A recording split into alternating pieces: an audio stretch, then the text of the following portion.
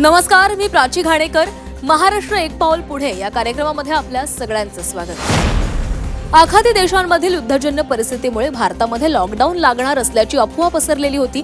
मात्र लॉकडाऊन लागणार नाही हे केंद्र सरकारने जाहीर केलेलं आहे, असं महाराष्ट्राचे मुख्यमंत्री देवेंद्र फडणवीस यांनी स्पष्ट केलंय.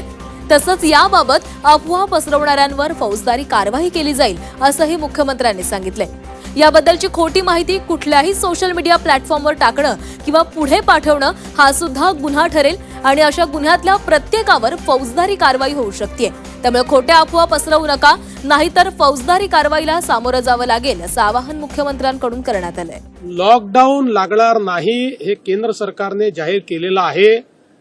जे लोक अशा अफवा पसरवत आहेत त्या सगळ्या लोकांवर फौजदारी कारवाई केली जाईल. कुठल्याही सोशल मीडिया प्लॅटफॉर्मवर टाकणं किंवा अशा प्रकारच्या खोट्या पोस्ट या व्हॉट्सअपच्या माध्यमातून पुढे पाठवणं, तुम्ही फॉरवर्ड तरी केली तरी तो गुन्हा ठरेल आणि अशा गुन्ह्यातल्या प्रत्येकावर फौजदारी कारवाई होऊ शकते.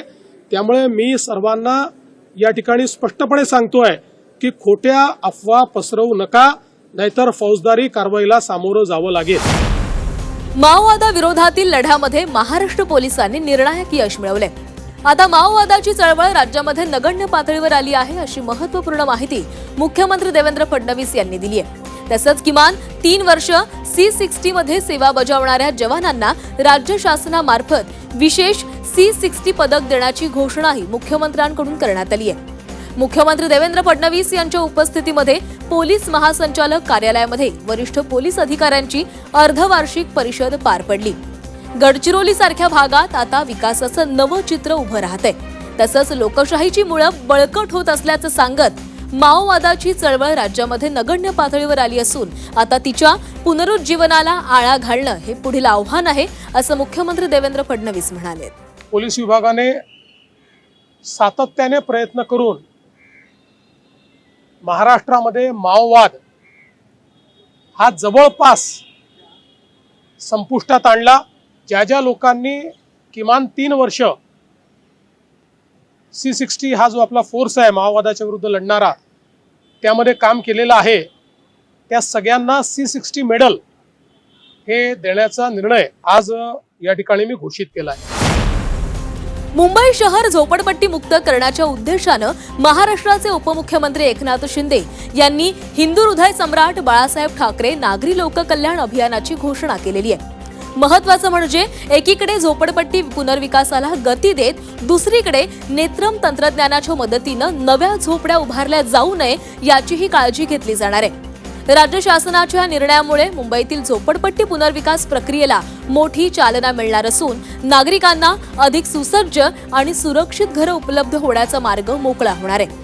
उपमुख्यमंत्री एकनाथ शिंदे यांनी या अभियानाच्या माध्यमातून बाळासाहेब ठाकरे यांच्या स्वप्नातील झोपडपट्टी मुक्त मुंबई साकार करण्याचा निर्धार व्यक्त केला आहे.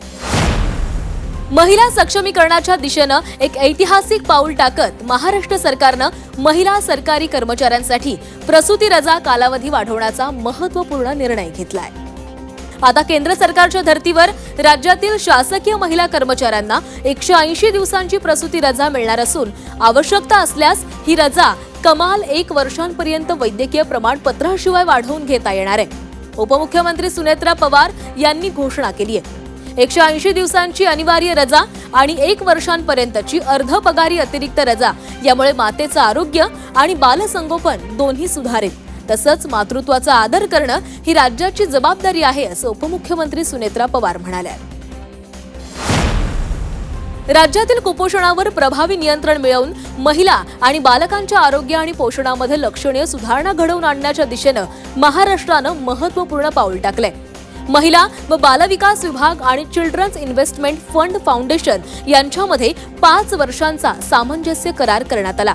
या भागीदारीमुळे मातृ व बालपोषण निर्देशांकामध्ये मोठी उंची गाठली जाईल असा विश्वास मुख्यमंत्री देवेंद्र फडणवीस यांनी व्यक्त केलाय. महिला व बालविकास विभागाचे सचिव डॉक्टर अनूप कुमार यादव यांच्या उपस्थितीमध्ये हा करार झालाय. आणि या सगळ्या बातम्यांसह महाराष्ट्र एक पाऊल पुढे मध्ये वेळ झालेली आहे इथेच थांबण्याची. नमस्कार.